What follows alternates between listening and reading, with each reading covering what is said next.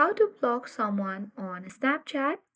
Blocking someone on your Snapchat is quite easy and simple, so make sure to watch the video till the end so that by the end of the video you will learn how to block accounts on Snapchat.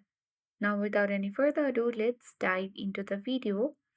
First of all, open a Snapchat app and make sure to log in on your Snapchat account.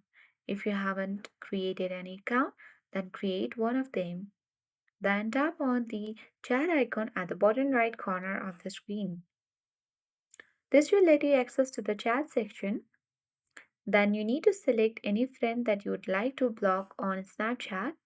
Simply tap and hold the Snapchatter and then select Manage Friendship.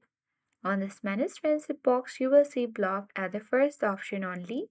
Simply tap on block, and if you are sure you want to block this user, then select block again. As soon as you tap on block, this user will be banished from the chat section. So that is how we easily block someone on Snapchat. I hope this video was helpful. If it was, then do like, share and comment on this video. If you are new to our channel, then do subscribe and press the notification bell so that you won't miss any updates from this channel. Thank you for watching and see you in the next video.